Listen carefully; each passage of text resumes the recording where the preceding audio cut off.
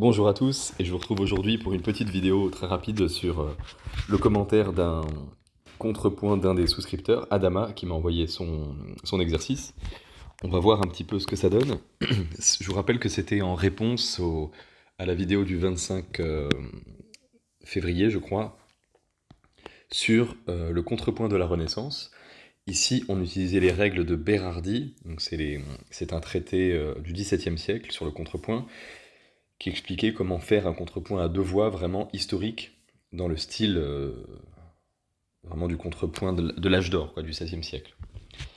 Je vous rappelle que ici, on utilisait deux notes contre une, avec une ronde au cantus, pour deux blanches à l'alto, au contrepoint.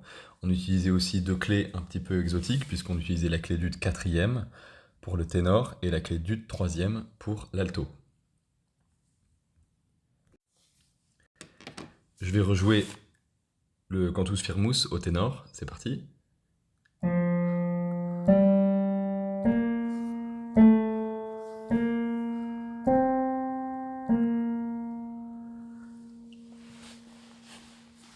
Et maintenant, le contrepoint.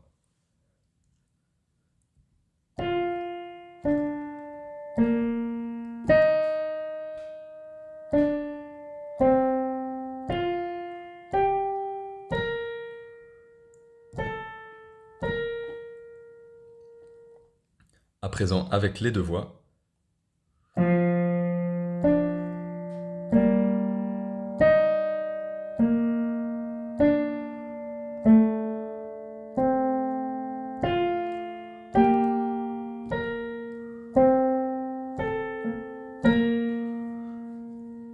Je le refais.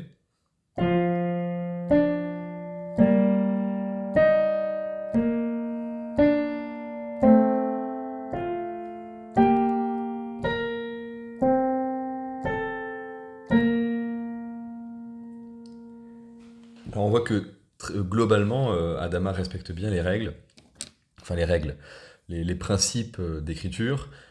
On n'a que des consonances, sauf ici une carte. Alors en général, les suspensions comme ça, c'est-à-dire consonance, dissonance, consonance, on les fait à la fin, à la cadence, mais bon, pourquoi pas. Quand on va faire de la musique réelle en composition, on aura des suspensions bien plus souvent qu'aux seules cadences. Donc ok. Mais effectivement, sinon, il n'y a que des consonances, donc c'est bien. Il y a juste ici une sixte mineure, puisqu'on a le si bémol au ténor, contre sol à l'alto, donc ça nous fait une sixte majeure, pardon, une sixte majeure.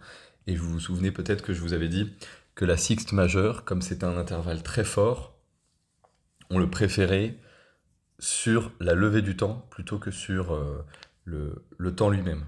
Donc ça, c'est peut-être la seule petite faute que j'ai vue. Vous avez vu à la fin qu'il nous a fait une belle cadence, comme ça. Donc on arrive sur si bémol au ténor. Donc sixte, octave, puis septième dissonance, consonance, octave. Je vous la rejoue.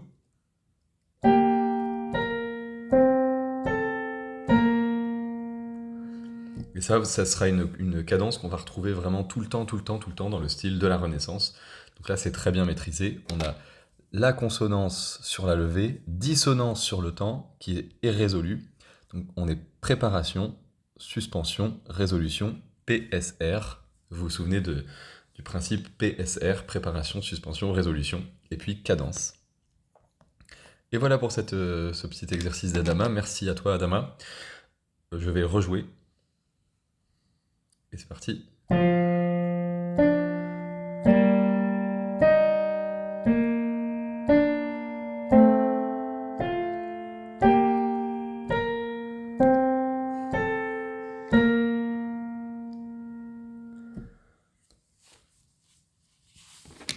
Voilà, j'avais dit que bon, ici c'est la seule petite erreur, c'est ma sixte majeure. On pourrait éventuellement trouver autre chose pour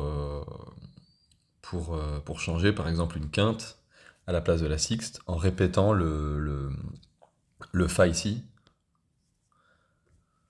on aurait quinte puis octave, c'est peut-être un petit peu mieux que la six majeure. D'autre part, on a quand même quelques petits sauts. L'idée, c'est quand même d'avoir une mélodie la plus conjointe possible pour que ce soit la plus facile à chanter. Donc là, évidemment, on est un peu restreint, donc c'est obligé d'avoir des sauts, mais de manière générale, essayons d'avoir la mélodie la plus liée et la plus conjointe, en évitant un maximum les sauts, à part les sauts d'octave qui sont faciles à chanter, mais c'est vrai que les sauts de quarte ou les sauts de tierces successifs sont pas toujours simples. Donc voilà, il vaut mieux une mélodie peut-être un peu plus conjointe. Mais à part ça, c'est très bien. Merci beaucoup, Adama. Vous aussi, je vous invite à m'envoyer vos exercices. Vous pouvez le faire en appuyant sur le bouton rejoindre pour devenir souscripteur à la chaîne. Vous pouvez m'envoyer vos exercices et je les corrigerai en vidéo. Si cette petite vidéo vous a plu, je vous invite à mettre un pouce vers le haut, un petit commentaire, à partager la vidéo et à vous abonner à la chaîne si ce n'est pas déjà fait. Quant à moi, je vous dis à bientôt, portez-vous bien, au revoir.